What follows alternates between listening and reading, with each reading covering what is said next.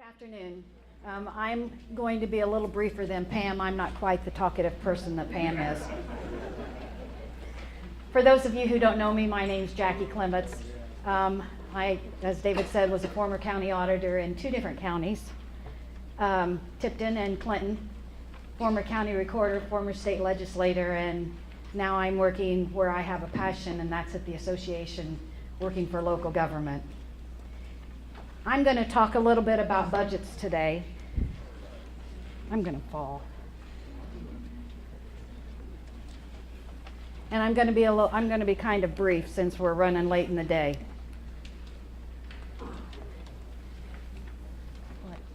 Okay. These are a few things that you need to know and prepare yourself a little bit ahead of time for the budget process. Things you need to consider are expenditures, revenues, the estimates being requested, a budget calendar, assessed values, max levy, mental health, and the non-binding and binding reviews. On expenditures, this is something that using the reports that Pam just told you about, you can go back and get some history of expenditures that have taken place in the last couple of years to know that when you sit down at the budget workshop that you have, work sessions, you know if those balances in their appropriations currently are going to be spent later in the year, if they're real zero, if they've been spent only one time at the first part of the year.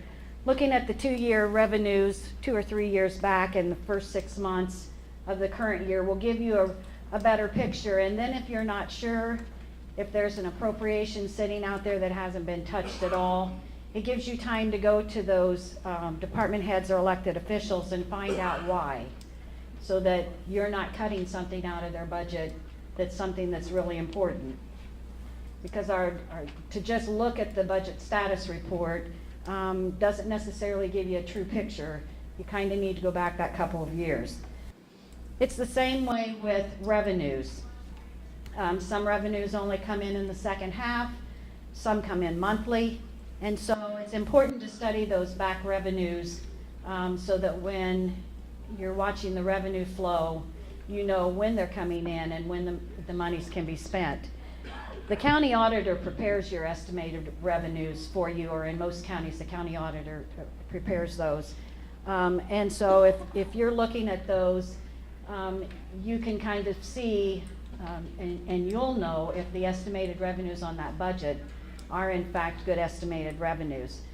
One thing you want to make sure you don't do is overestimate your revenues. If you overestimate your revenues and they don't come in, you'll have shortfalls in the latter part of the budget year. I have October 31st as the deadline for lit changes, and I did that on purpose. I know it's really November 1st, but I'm a person who doesn't believe in doing it the last day. So I put in here the day before the last day for you. So that's an honest mistake. I did that on purpose. To adopt new lit for the ensuing year, and also to reallocate those monies the way you want them dispersed in the ensuing year.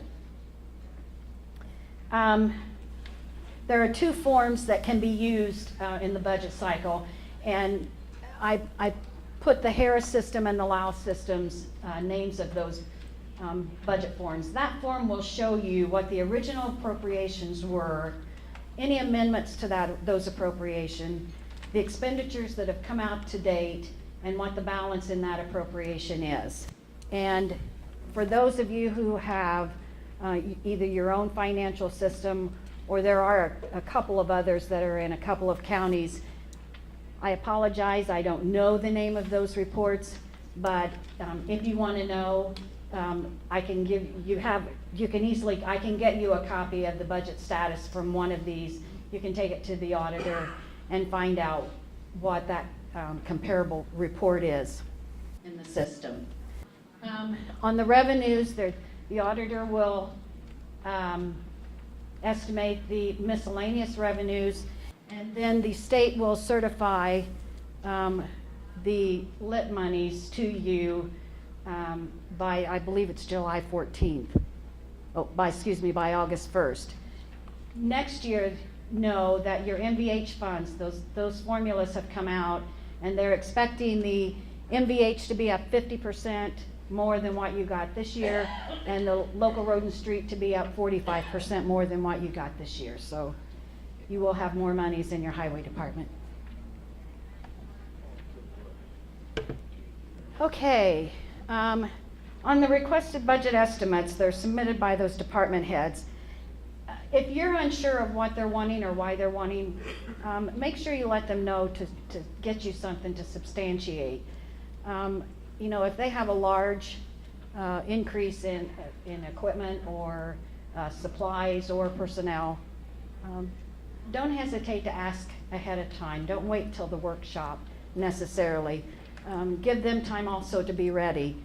And then the auditor and her staff have a lot of entry from those budget estimates in the gateway. So most of you probably are getting your budget estimates in as we speak. I know a lot of counties are collecting them. The budget calendar is a really important document for you to use, and I gave you the website that you can go out to print off that budget calendar. It walks you through the entire year of all of the beginning dates and deadline dates that are important in the budget process. Your assessed values are an important component in the budget process. The auditor's office is to certify those to the Department of Local Government Finance by August 1st. But then you as a group need to decide what percentage of that you're going to use for your budget adoption to allow for changes in those assessments, whether it be appeals that were won, new homestead deductions, or errors that just unfortunately happen.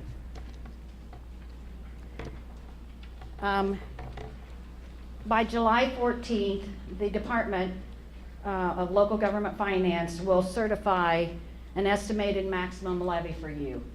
And it will start with the current year's ensuing levy. It'll increase it by the growth quotient, and then it will add your mental health and mental disability levies to it, or the maximum amount that you can spend for those. And that will give you your new maximum levy. This gets mailed out via email to the auditors, and you can request this be sent on to you.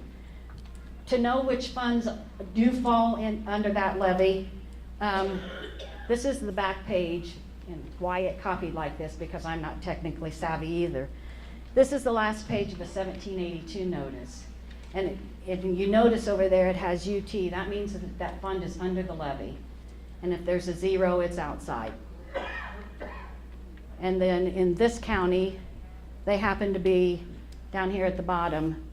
They were under their maximum levy by $345 when they adopted their budget, which is pretty good.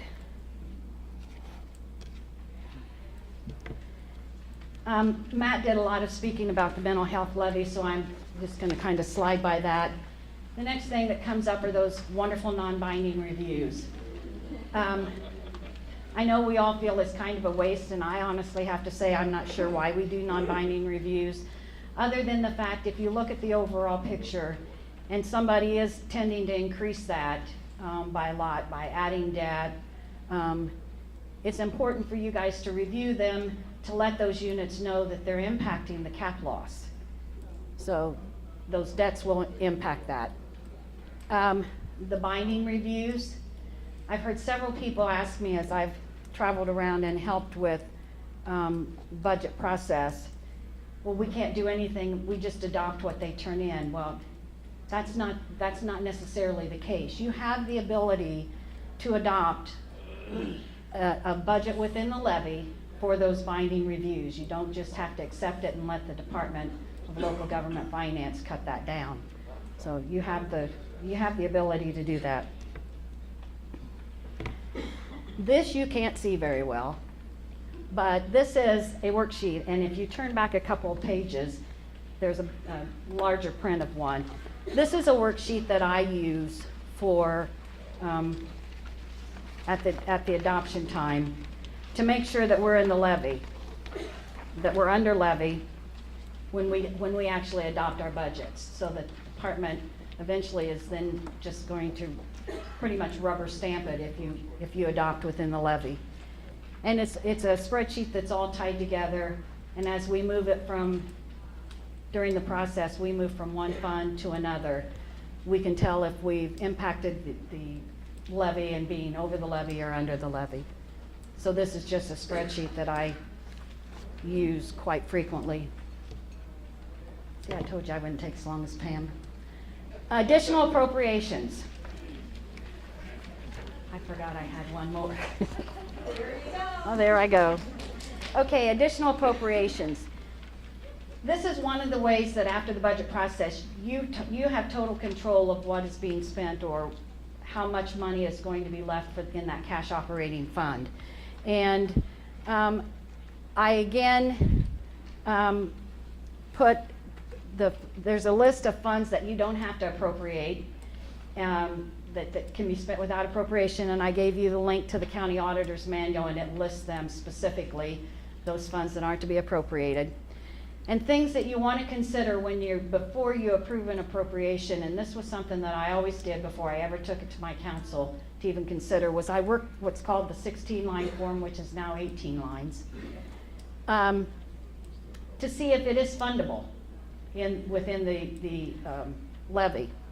And then secondly, I need to make sure there's enough cash in the fund. Even if it appears to be fundable on the 16-line form, there may not be cash at that point in time. So approving something that can't be paid. And then how does this affect the budget in the ensuing year? Obviously, every time you additional appropriate, you're reducing the cash operating balance that could feasibly be there when you start the new budget process. It just eats away at that cash operating balance.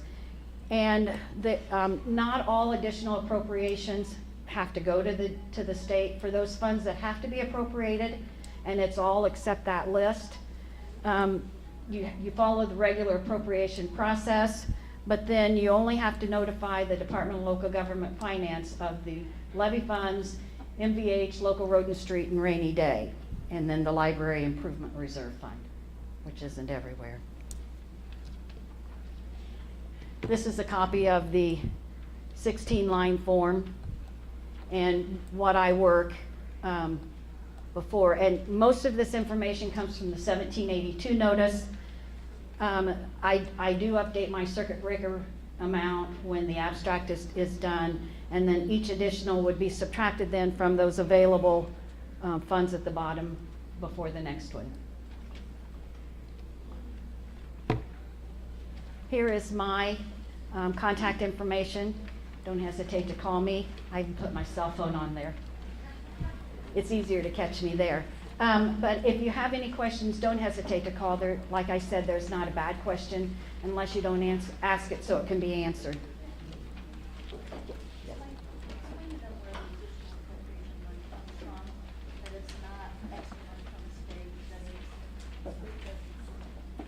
Okay, they asked me to explain where the additional appropriation comes from. It comes from that cash operating balance that's left in the budget at budget time. And in this county, all of their funds were good. They had like 900,000 left to appropriate, 11,000. One other thing I wanted to bring up, and I should have mentioned on this, is also to make sure that your revenues are there. Appropriating without the cash in the fund. But this is not new money from the state. It's money that's already in your ledgers that's just not dedicated to a specific expenditure at that time.